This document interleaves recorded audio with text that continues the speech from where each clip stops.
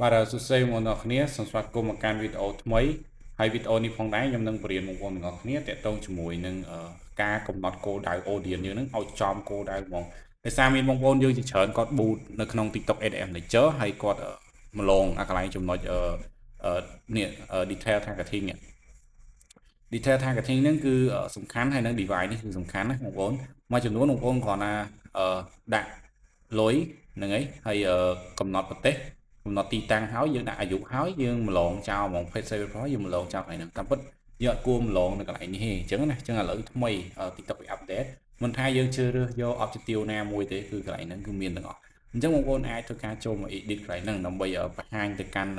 TikTok ឲ្យវាដឹងថាតើយើង boot ផលិតផលអីគេឬក៏សេវាកម្មអីគេអញ្ចឹងឧទាហរណ៍ថាបងប្អូនជាអ្នកលក់ប្រភេទ cosmetic អញ្ចឹងណាឬក៏ clothing គឺបងប្អូនត្រូវដាក់ចូលក្នុងហ្នឹងឬក៏ប្រភេទជា restaurant hotel ឬក៏ real estate គឺបងប្អូនត្រូវបញ្ចូលហ្នឹងឬក៏ជាលក់តាក់ទងជាមួយនឹង speaker ឬក៏ power bank ឬក៏អីចឹងយើងត្រូវប្រាប់ទៅកាន់ TikTok ឲ្យ TikTok ជួយរកប្រភេទអតិថិជនចឹងមកដល់ឲ្យយើងអញ្ចឹងណាអញ្ចឹងកន្លែងនេះគឺយើងកំណត់បានអញ្ចឹងណាកន្លែង detail targeting ហ្នឹងអញ្ចឹងឧទាហរណ៍ថាឥឡូវខ្ញុំលក់ប្រភេទ speaker អញ្ចឹងណា speaker អញ្ចឹងខ្ញុំវាយពាក្យ speaker អញ្ចឹងមក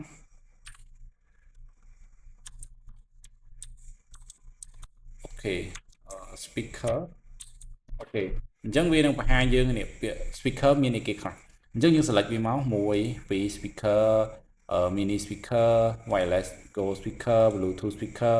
អញ្ចឹងណា speaker អីគេនេះឲ្យទៅពាក់ព័ន្ធមួយ speaker យើងមើលទៅគឺយើងអាច select បានអញ្ចឹងណាយើង select បែបអញ្ចឹងមកឲ្យបានយើងច្រើននេះមកដើម្បីឲ្យ TikTok វាស្គាល់ថាអូយើងជាអ្នកលក់ speaker អញ្ចឹងវានឹងយក keyword មួយហ្នឹងចាំចាប់ interest របស់អ្នកប្រើប្រាស់ឬក៏អ្នកលេង TikTok ថាបើសិនជាមាន user ណាម្នាក់ដែលមាន reaction ឬក៏ search ទិញ speaker គឺ 100% គឺ ad របស់យើងគឺច្បាស់ជាបង្ហាញ show ទៅគេអញ្ចឹងណាអញ្ចឹងយើង select អញ្ចឹងមកអូខេ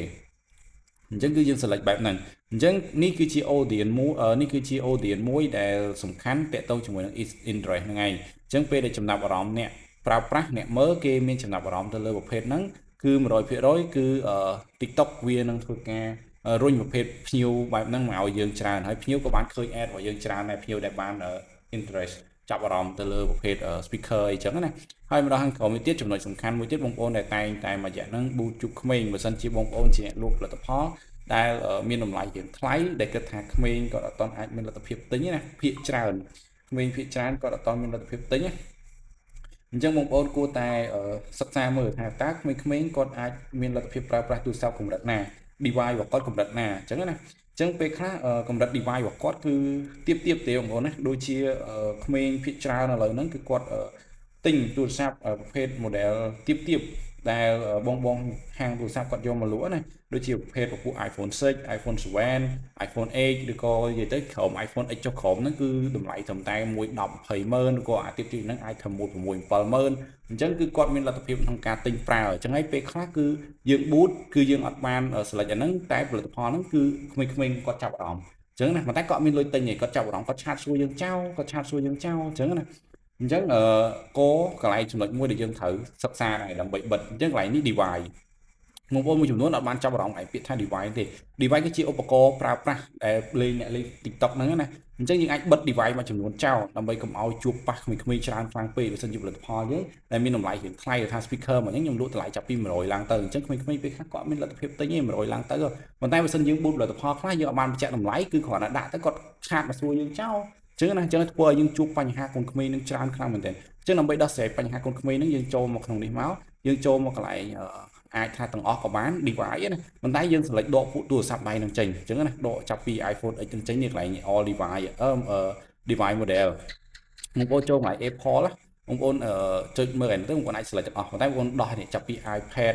នេះចេញទៅហ្នឹងហើយ iPad ក៏អត់សូវមានអ្នកប្រើទេបងប្អូនដោះចាប់ពី iPad នឹងចេញទៅអូខេ iPad AI ហ្នឹងគឺដកចេញទៅអាហ្នឹងអត់អីទេនេះដកឯនេះនេះកន្លែងនេះដែលយើងចាំបាច់ត្រូវទៅដោះចេញជាដាច់ខាតហ្មងគឺ iPhone 6 iPhone 6 6 Plus អូខេ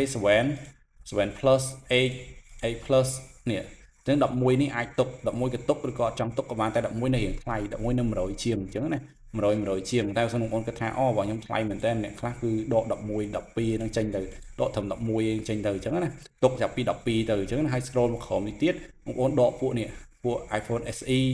iPhone Air នឹងហើយនេះ iPhone C2 ហ្នឹង iPhone S ហ្នឹង iPhone X ហ្នឹងគឺបងប្អូនអាចដកចេញបានអញ្ចឹងណានៅ XR នេះ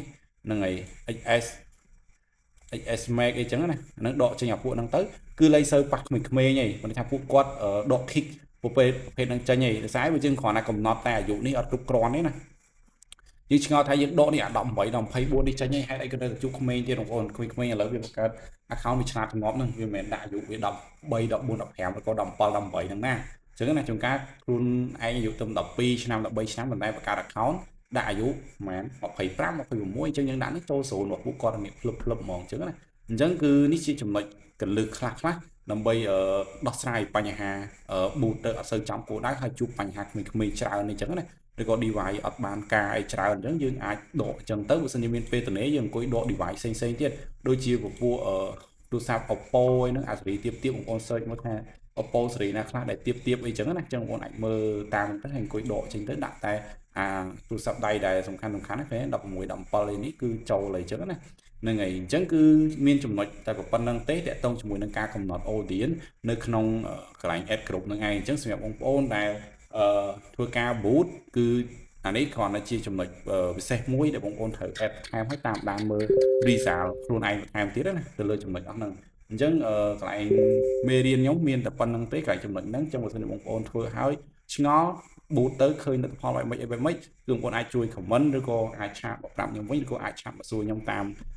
ក្រុមមេរៀនឬក៏អាចឆាតមក personal ក៏បានដែរអញ្ចឹងណាអញ្ចឹងខ្ញុំនឹងមានអីបន្ថែមទៀតបើសិនជាក្នុងករណីបងប្អូនជាផលិតផលអីគេត្រូវការខ្ញុំជួយគឺខ្ញុំនឹងជួយបងប្អូនតាមក្រោយអញ្ចឹងណាអរគុណច្រើនអញ្ចឹងជួបគ្នានៅវីដេអូបន្តទៀត